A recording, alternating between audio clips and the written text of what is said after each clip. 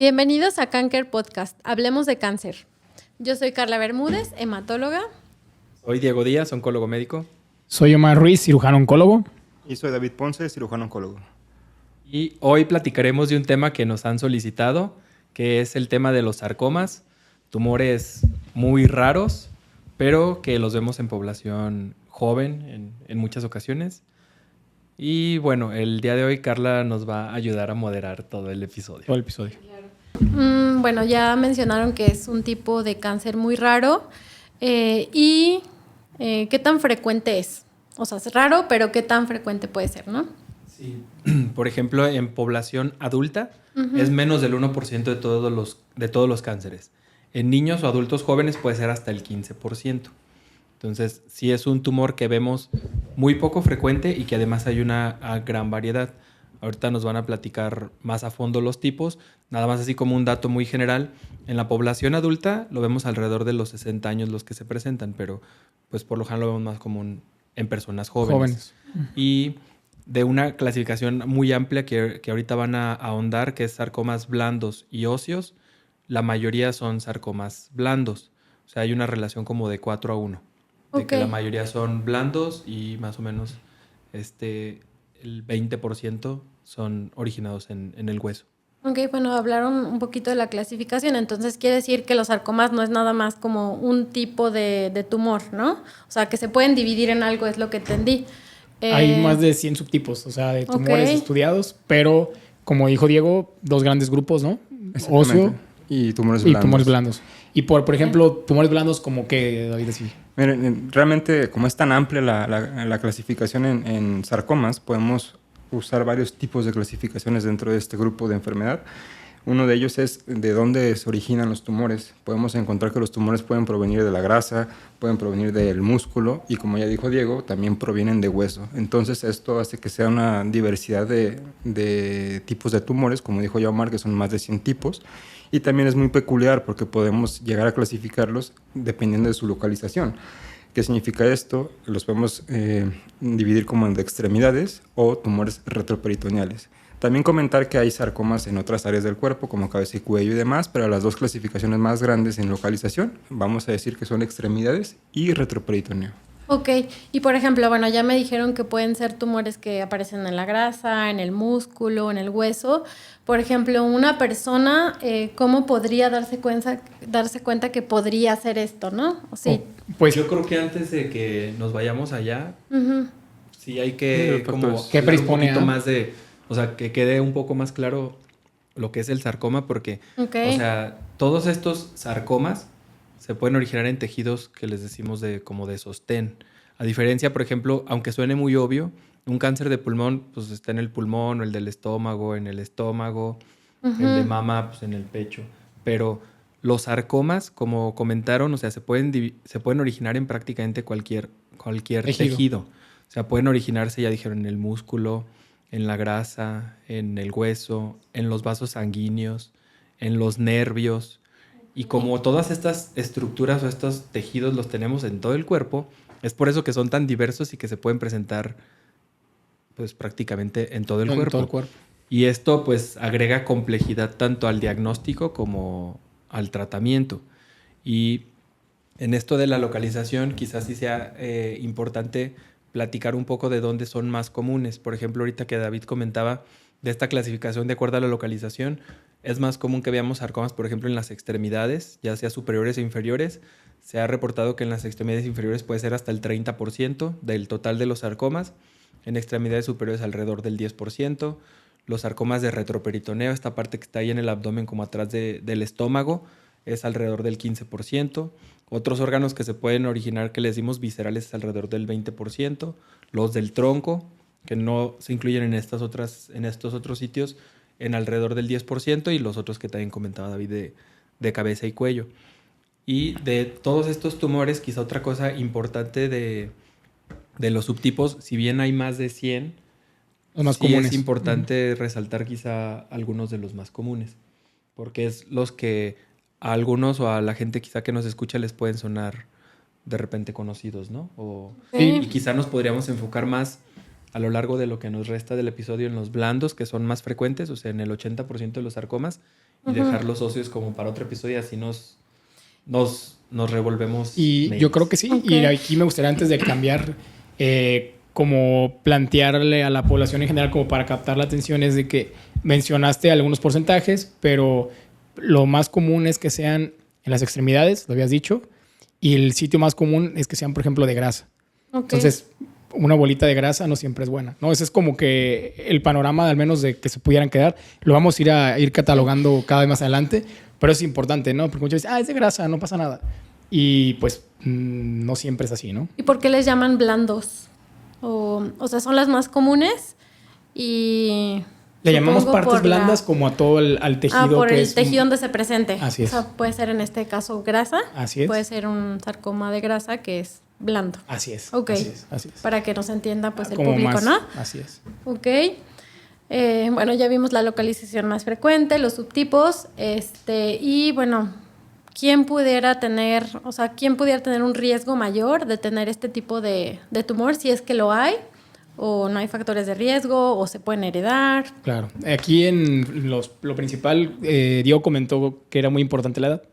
Y generalmente sí, no hay un factor de riesgo así bien establecidos, pero sí hay algunos que predisponen. Por ejemplo, los que son hereditarios, bueno, hay algunos síndromes, ¿no? Que hay como el síndrome de Li-Fraumeni o algunas enfermedades que no vamos a contemplar, pero que te predisponen a tener tumores de muchos tipos y dentro de ellos los sarcomas, ¿no? Otro factor de riesgo bien conocido es las radiaciones. Sí, por ejemplo, si tuviste alguna radiación, nos referimos a radiaciones para un tratamiento, por ejemplo, oncológico como un linfoma o radiaciones como, por ejemplo, en mama, son factores de riesgo para que en ese sitio donde se radió pueda ocasionar un sarcoma, ¿no? Ya no es lo mismo, os digo, cada vez ha ido bajando la incidencia para que no se asuste la gente, porque antes la tecnología ha ido incrementando, ¿no? Y la tecnología ha ido modificándose y cada vez la radiación es menos dañina. Sin embargo, sí es un factor de riesgo. Para es como sarcoma ya más dirigida, ¿no? Así ya la radioterapia ya es casi tú lo ves casi mucho en linfomas, ¿no? Sí, linfomas claro. voluminosos que hay que radiar. Sí, bueno, antes era pues a campo extendido y cada vez ya pues la tecnología avanza y es más dirigido hacia el tumor. ¿Ok? Así es. También comentar que hay otro grupo de población que también es altamente riesgosa para tener un tipo de sarcoma, que es los pacientes que son VIH positivos o que tienen el síndrome de inmunodeficiencia adquirida, que es el sarcoma de Kaposi. Es un tipo de sarcoma asociado al propio VIH, que es un tema aparte, pero también conocerlo. Y como bien decía Omar, no hay una causa en específico de por qué. En algunas ocasiones está asociado a la radiación, a herencia, pero también los cambios genéticos son los que son la principal factor que hemos visto en ese tipo de sarcomas. O sea, entonces puede presentar también con la edad, ¿no? Sí, también al ir incrementando la edad, lo mencionó Diego, que en un segundo tiempo eran las de 50, 60 años, porque pueden acumular mutaciones en su sistema de ADN. Digo, no lo queremos células, confundir. ¿no? En las células. Okay. Y eso puede generar. De hecho, hay una clasificación, Diego, también según las mutaciones, ¿no? Para cada subtipo. Digo que la finalidad no es entrar en detalle de cada una, pero sí es importante. Y quizá el punto de resaltar es que la mayoría son esporádicos. Así es. O sea, son algunos casos donde se encuentran estos factores como más específicos y la que siempre te preguntan de que si me lo heredaron, digo, es la minoría, es como el 15%. Okay. Y pues creo que nada más. O sea, la otra cosa es que, bueno, nosotros también, tú y yo, damos quimioterapia y hay algunos agentes de quimioterapia, sobre todo un par de grupos que se llaman antraciclinas y otro que son los alquilantes, que esos después de mucho tiempo también pueden tener este riesgo de segundas neoplasias. Por eso es que también nosotros, como pues, tanto Diego como yo, al dar tratamientos de quimioterapia tenemos que dar pues vigilancia al paciente, ¿no? Por estos factores de riesgo. Y ya pues una vez que terminamos nuestra vigilancia, pues sí referirlo con pues su médico internista, familiar, para que les dé el seguimiento. Ok, entonces, bueno, como resumen, si hay factores de riesgo, pueden ser en algunos que son heredados, que es la minoría, algunos virus, algunos esporádicos que no tienen como un factor de riesgo establecido y en algunos casos, pues, la edad y tratamientos tanto de quimioterapia como radioterapia. Ok. Y bueno, pues, ¿qué cuadro clínico da, no? O sea, ¿cómo se manifiestan? ¿Qué siente el paciente? ¿Cómo alguien podría sospechar que puede tener un sarcoma? Que creo que es difícil, pero bueno, quizá hay algunos datos que los puedan orientar y sobre todo a los que nos escuchan. Aquí en el cuadro clínico va a depender mucho de de dónde está localizado el tumor. Como ya platicamos, hay localización en extremidades y ya comentó también Diego que uno de los sitios más frecuentes son las extremidades inferiores. Entonces, la gran mayoría de los tumores, independientemente sean de grasa, sean de músculo, sean de hueso, se notan como bolitas. La gente casi siempre las distingue como aparece una bolita de un crecimiento que va siendo más rápido. Generalmente son tumores que llegan a ser voluminosos y no se atienden a tiempo, entonces es una de las características principales, que es una bolita que va creciendo. Y no sé si Omar nos pueda comentar un poco de cuál es la clínica o qué nos va a referir el paciente, pero de la otra localización, que es como los de retroperitoneo, que hablamos que es una zona que está detrás del estómago, detrás de los intestinos y una zona especial. Ya hemos hablado en otros podcasts del famoso retroperitoneo, ¿no? De dónde está el páncreas, ¿no? Entonces, este tipo de tumores, inclusive en la parte posterior del abdomen, dicen, pues, ¿qué hay allí? Aparte de todos los órganos que ya habíamos platicado, no riñones, páncreas, todo eso, también hay mucha grasa. Entonces, los principales tumores que están en la parte del abdomen, retroperitoneales, son de grasa. Son famosos liposarcomas, ¿no? Se originan en esta zona. Y desafortunadamente, como es una zona que está muy aislada, no dan síntomas hasta que ese tumorcito empieza a crecer y genera síntomas por compresión de los órganos. Puede comprimir, por ejemplo, el estómago y el paciente puede tener síntomas de que se llena muy rápido, vómito, dolor. Entonces, desafortunadamente son silentes hasta que tienen alcanzan un tamaño importante y empiezan a dar síntomas, ¿no? Entonces, eso es lo que nos gustaría destacar. O sea, que desafortunadamente no hay un síntoma pivote que te diga, esto es un sarcoma. ¿No? Quizá cuando están en esa localización, como no es visible, es más complicado hasta que crecen y dan con problemas por compresión, ya sea los uréteres, quizá puede causar un problema en el riñón y demás, ¿no? Pero quizá los que se puedan ver, o sea, si tenemos una bolita de grasa en el brazo que crece muy rápidamente, pues sí necesitaría como atención, ¿no? Sí, y aparte, las bolitas de grasa, cuando llegan, nosotros tenemos como un corte de tamaño, para decir, bueno, un tumor de grasita famoso de 5 centímetros para arriba, generalmente ya tiene mucho tiempo que ha estado ahí creciendo poco a poco. Muchas veces nacen con ellos y pasan años y empieza a crecer la bola y empieza a crecer. El problema de estos es que llega un momento en el que crecen, se hace la mutación, se vuelve agresivo y se convierte en un tumor maligno. Y ese tiempo no lo podemos saber. Por eso es que es importante que si tienen un tumorcito, una bolita de tiempo, acudan con un especialista porque puede pasar que en cuestión de meses se vuelvan un tumor agresivo. Ok. Y por lo general quizá los que son más fáciles de identificar, que son estos de las extremidades, en la mayoría de los casos la bolita no duele. Exacto. En la mayoría de los casos la bolita no duele y es por eso que no le prestas a veces mucha atención, ¿no? Y otros síntomas que pueden generar por esta compresión directa puede ser la inflamación o la hinchazón de la extremidad, o también cuando está afectando quizá el nervio que lo sientes medio entumido, o sea que se empieza como a entumir las parestesias. Ok. Bueno. Y otros desafortunadamente síntomas, uno de los lugares que más le gusta irse a este tipo de tumores es a los pulmones. Entonces desafortunadamente esos pueden llegarnos así, ¿no, Diego? O sea que lleguen con enfermedad, con falta de aire y pues le empiezas a estudiar y tiene por ahí un tumor, ¿no? O sea es algo importante. Sí.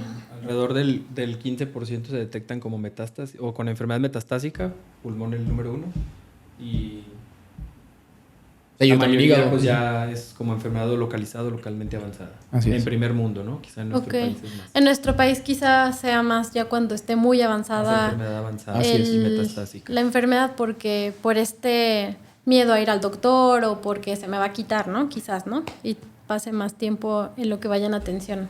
Alguna atención médica. Inclusive aquí en México hay, bueno, a nivel mundial se clasifican también por tamaño y un dato importante o interesante es que desafortunadamente por la falta de atención o el acceso rápido a los servicios de salud, en México se ha visto que la incidencia de tumores de sarcomas, los tamaños son más grandes que en otra parte del mundo, principalmente por eso, porque no acuden de manera temprana a una valoración médica. Bueno, ya tenemos como un panorama más amplio de lo que pueden ser estos sarcomas. Pero, ¿cómo se hace el diagnóstico? Supongo que pues con una biopsia, pero bueno, ustedes que son los expertos, ¿me pueden explicar? Sí, claro. Lo primero es, como tú decías, a la revisión, ¿no? O sea, ver sí, claro. dónde está, si es uno de extremidades o algo. Desde la exploración nos podemos dar cuenta por las características de la lesión, si está sólido, si está fijo a planos, nos podemos dar cuenta, ¿no? Porque muchas veces llegan ya con, doctor, me sentí esta bolita y creció de más o algo así, ¿no? En ese caso, la exploración. Pero definitivamente en sarcomas, la biopsia es la pauta, como lo hemos visto a lo largo de muchos episodios en cáncer, ¿no? La biopsia es el parteaguas y al igual que el linfoma para ti es muy bueno, un muy buen patólogo, lo es también para el sarcoma, porque desafortunadamente, lo dijo Diego, menos del 1% de los cánceres. O sea, es algo raro. Entonces, si sabemos que hay muchos tipos de algo muy raro, es difícil que la gente esté entrenada para hacer el diagnóstico. Pero bueno, dejando a un lado esto, es una biopsia. ¿Cuál es la biopsia? Dependerá del sitio. Vamos a hablar de lo más común, en una extremidad, una lesión que parece que es del músculo. Se hace una biopsia con aguja gruesa. Aquí nos sirven las agujas finas porque necesitamos mucho tejido, al igual que en los linfomas, para poder hacer un diagnóstico. Porque hay que ponerle una tinción especial, un color para la población en general, para que nos digan qué tipo de tumores, ¿no?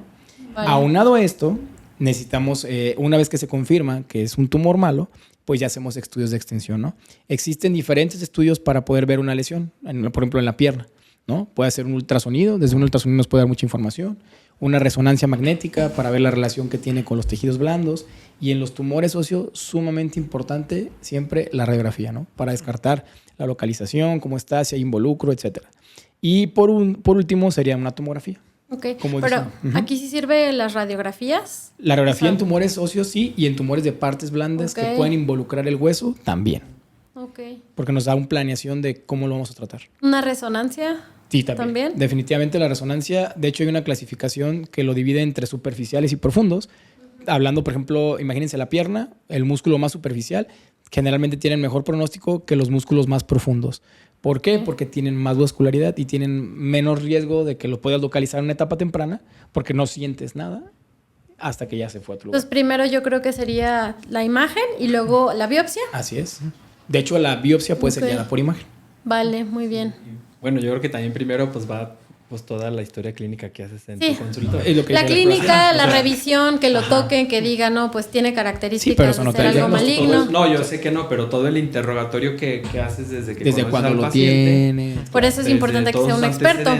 Así es. ¿No? O sea, tú tienes un diagnóstico o una sospecha clínica que la vas a confirmar con la biopsia y la vas a complementar con estudios de imagen. Pero, o sea, no dejar de lado pues la clínica, ¿no? O sea, no es de que llegue el paciente y no lo has visto y no lo has revisado y ya le dijiste, bueno, biopsia, pues no. Lo malo de aquí es que a nosotros la realidad, ojalá nos llegaran personas de primera vez que, doctor, me encontré una bolita. No, es el paciente que imagino que también te pasa yo, que ya lo vio el traumatólogo, que ya lo vio fulanito, que ya lo vio la curandera, que ya lo vio el quiropráctico, y ya le hicieron 1000 masajes, y no se le quita.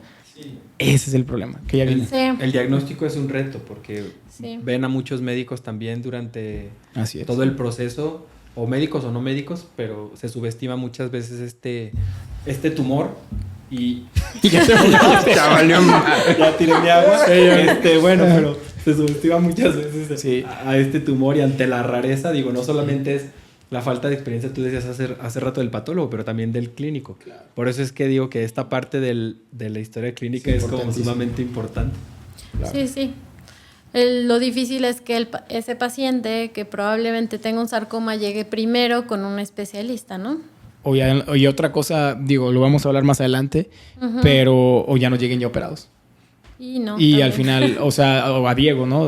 ¿Sabes qué? Pues era una bolita que pensé que era buena y a lo mejor ya lo contaminaron, fue una cirugía no oncológica o fue una cirugía no ideal, y eso ya está estudiado, cambia el pronóstico. Pero bueno, lo vamos a hablar más adelante. Pero aquí sería como importante entonces este punto que dice, o sea, todo diagnóstico de sospecha de sarcoma, antes de iniciar un tratamiento, biopsia. Claro. O sea, no cirugía de inicio. Simplemente aquí hay como toda regla, hay una excepción en los retros. En los retroperitoneos, los tumores de la parte del abdomen, la tomografía nos da unas características muy típicas de un tumor, y si es un liposarcoma se puede llevar cirugía de inicio. O sea, varios tumores, hablando del retroperitoneo, se pueden llevar cirugía sin biopsia, únicamente. Siempre y cuando en extremidades que vas a quitar el tumor completo. Así es. Si no es reseca, es como que entras a ciegas y luego nada más ya cambiaste el pronóstico. Y ahí la indicación es, si no es resecable, que eso lo puede ver nada más en parte del equipo multidisciplinario, se considera una biopsia. para poderle dar un tratamiento inicial y después poder pensar en una cirugía. Así Vale. es. La excepción del retroperitoneo es en tumores que se ven resecables. Así es. Ok, sí que eso ya es como pues Ya más más profundo, especial. ¿no? Ya Ujú. ustedes cuando ven al paciente y demás ya eso Así lo es. explicarán. Pero bueno, aquí de inicio nos quedó que pues la clínica, la exploración, lo que vea el primer doctor que vaya a ver el paciente y que pues si no saben los médicos de primer contacto, pues que mejor Lo canalice. lo canalicen a alguien, ¿no? Por las características y no traten de pues mandarlo, por ejemplo, con un cirujano general porque quizá vaya a cambiar el pronóstico. Y simplemente ¿no? lo que decía Omar es muy Ok. importante con lo del abordaje. O sea, la biopsia es casi fundamental en la mayor parte de los casos. Y como bien dijo, tiene que ser biopsia con aguja gruesa. Y nos ha pasado en muchas ocasiones que llegan pacientes que ya están biopsiados, pero por medio de una minicirugía, que decimos una biopsia abierta. Y una biopsia abierta ya se considera un paciente que está contaminado porque fue una biopsia quizá no necesaria, que se puede hacer de otra manera, menos invasivo, sin cambiar el pronóstico. Entonces es muy importante que seamos muy cautelosos en quién sí biopsiar, en qué tipo de biopsia, para que no afecte su pronóstico. Y Ok. también, por poner un ejemplo para la población, o sea, puede tener una bolita en el brazo, ¿no? Sí. Aquí, por ejemplo, en la parte de un lado, pero sí importa por dónde van a tomar la biopsia también. Ok. Porque se tiene que tomar en un sitio que se planifica que después en la cirugía se va a quitar. Porque si es maligno, ese sitio de la biopsia se debe de quitar. Entonces imagínense que si la cirugía es por aquí y la biopsia va por acá, pues se considera un sitio contaminado. No sé si explico, Ok. o sea, es Sí, algo muy sí, claro. importante. O sea, se entiende como que al momento de tomar la muestra, esas células pueden migrar y contaminar otros sitios, ¿no? Así es. Exactamente. Ok, Por eso ya. se debe planear donde se va a pensar en un futuro el abordaje. Ok, sí, es complejo. Volvemos al manejo multidisciplinario, ¿no? Por eso Y este es de Sí. los ejemplos donde a veces la famita de De que que se una contamine. biopsia te riega el cáncer es cuando no se hace bien, ¿no? es. O sea, el riesgo está cuando no se hace Adecuadamente. que sabe, o sea. Así es. Vale. Y en este punto del sarcoma, pues es como Todavía súper importante, ¿no? Así es. Sí, más Sí. teniendo en cuenta que son tumores bastante agresivos, entonces eso no nos ayuda en absoluto para el pronóstico. Ok. Y a veces este material que nos dan en la biopsia o este material suficiente, entre esta variedad de sarcomas y complejidad, hay sarcomas que se requiere un estudio molecular para confirmar el diagnóstico. O sea, el patólogo cuando lo revisa nos puede decir, pues esto tiene cara de un sarcoma sinovial, por decirte un ejemplo. O nos puede decir, este tiene cara de Ewing. un sarcoma de Ewing. Pero hay sarcomas que tienen una confirmación molecular. Entonces, si te hicieron una biopsia mala, pues no te va a alcanzar el material quizá ni para el estudio inicial del patólogo y mucho menos para tener una confirmación. Entonces ahí ya volviste a meter al paciente a otro procedimiento quizá innecesario. Y retrasamos. Y estás retrasando el tratamiento. Ok, bueno. Pues sí, es bastante. Entonces, sí es bueno pues que todos los que nos escuchan pues se queden con un poquito de todo esto para pues que llame la atención y tengan pues más conciencia, ¿no? Ok, bueno, ¿y tienen tratamiento? ¿Se pueden curar? El tratamiento es muy diverso. Ok. Y eso es algo muy importante porque, como bien dijo Mar, esto es un equipo multidisciplinario y vamos a depender de muchos factores para decidir qué hacer con cada paciente. Y lo más importante de todo es que se individualice cada caso. Independientemente que tengan el mismo diagnóstico dos pacientes, cada caso es diferente, entonces hay que individualizarlo. Entonces, de nuestra parte, que es la parte de cirugía, comentar que es uno de los pilares del tratamiento, pero también Diego nos puede platicar un poquito que en muchas de las ocasiones usamos estrategias para reducir el tamaño del tumor, para que esto le dé un beneficio tanto en la función, porque hablamos de que son en extremidades, por ejemplo, y que el pronóstico sea mejor todavía. Ok. Y depende también de la histología, porque hay histologías o hay tipos de sarcomas que sabemos que son resistentes a la quimio, por ejemplo, o que con la quimio no les vamos a hacer nada. Gran cosa. Okay. O con la radio tampoco. Pero hay otros sarcomas que sabemos que son más sensibles a la radio o a la quimio o ambos. Y en este escenario de que quizá de entrada el paciente no se puede operar, con estos tratamientos podemos hacer que se lleve a cabo esta cirugía, ¿no? Sí, claro.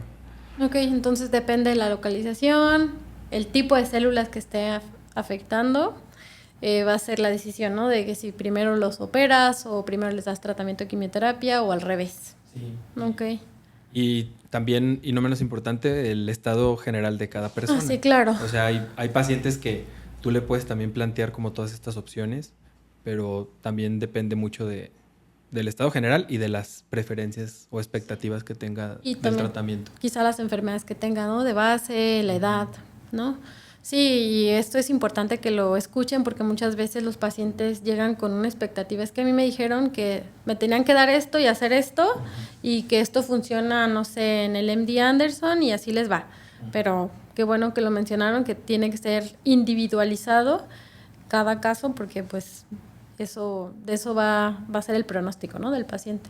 Sí. Va a depender. Entonces, si se puede curar, pues sí se pueden curar, Okay. pero siempre y cuando pues el manejo sea un manejo estándar, ¿no? Incluso en algunas guías dicen que estos pacientes se deben de manejar en centros de alto volumen, justo como por la rareza, pero creo que si no tienes ese centro de alto volumen, lo que sí tienes que tener es una comunicación con todo tu equipo, porque si no haces un equipo o un trabajo multidisciplinario, pues quizá aunque busques este intento curativo, muchas veces no lo logras. Entonces, si buscas el tratamiento curativo, tiene que ser con un equipo multidisciplinario y que sí tenga experiencia en sarcomas. En este caso, como ustedes, ¿no? El cirujano oncólogo con el oncólogo y quizá el de radioterapia. El de radioterapia.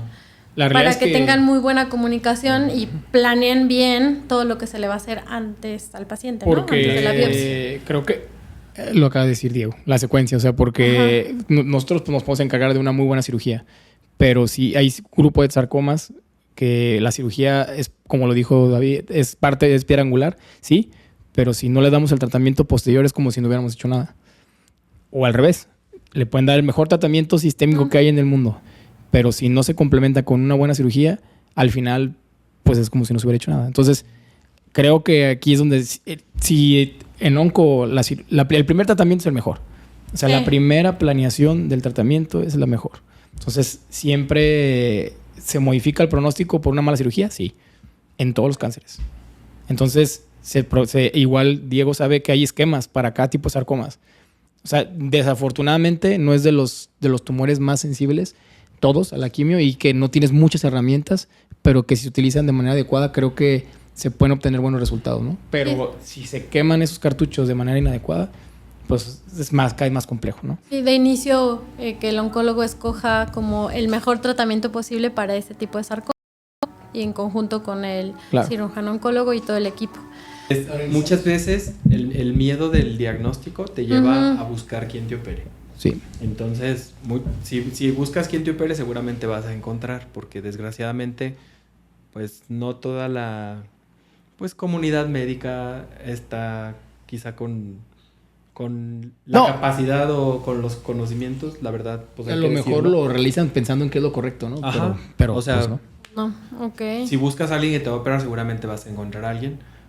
Pero si fuiste de ese caso, sí trata de asesorarte con alguien más, porque en muchos de estos sarcomas que operan, después hay que dar radioterapia, o en un grupo muy seleccionado de pacientes a veces damos quimio, que no es lo común, pero hay un pequeño grupo que se puede beneficiar. Pero sí es muy complejo, y todo esto que estamos hablando es como en el escenario de enfermedades que están localizadas o localmente avanzadas, y que también depende mucho del tipo. Y está también la otra parte de los pacientes que debutan con enfermedad metastásica o que tienen alguna recurrencia. En estos pacientes incluso la cirugía sigue teniendo un papel importante, justo por esta respuesta no tan buena que hay al tratamiento sistémico, que no tenemos tantas opciones de tratamiento a veces, o de sistémico o de radio.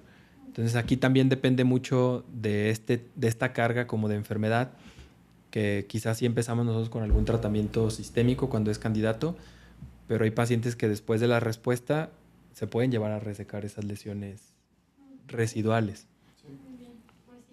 No sé si quieran dar como un resumen así chiquito y algo así como sencillo para que la gente que nos escucha pueda como quedarse con algo, ¿no? Yo diría nada más que son tumores muy raros, sí, pero si tú detectas algo anormal, o sea, alguna lesión, algo que pudiera ser tumor o cáncer, acude. O sea, la verdad es que no pierdes nada, ¿no? Al acudir con un médico especialista y hacer un abordaje completo, porque si se tratan a tiempo les va relativamente muy bien a los pacientes, ¿no? Entonces es importante. Muy bien. Sí, o sea, son tumores raros, complejos, muy heterogéneos, que pueden presentarse pues principalmente en personas jóvenes, pero pues, a cualquier edad, en cualquier sitio, y que requieren de un manejo multidisciplinario para tener los mejores resultados. Yo creo que como conclusión para los pacientes lo más importante es que cualquier cosa anormal o que persista, porque muchas veces el problema que es una bolita que persiste, que mejor acudan a valoración antes de irse por estrategias diferentes de masajes o de punciones o de cositas, mejor una valoración por un especialista para descartar que no sea algo mayor. Perfecto, sí. Más vale que le digan, ¿sabe qué? Pues no es nada, a que después esto crezca, ¿no? Exactamente. Ok, pues muchas gracias, expertos. Bueno, recuerda que este podcast es informativo. Si deseas más información o bajo cualquier síntoma de sospecha, acude a un especialista certificado. Siempre hay algo que hacer. En Cáncer, tu lucha es nuestra lucha. Síguenos en nuestras redes sociales, @canker.oncología en Facebook, Instagram y TikTok. Cáncer Oncología en YouTube, nuestro sitio web canker.com.mx, o también nos puedes contactar vía WhatsApp al 33 15 19 47 00.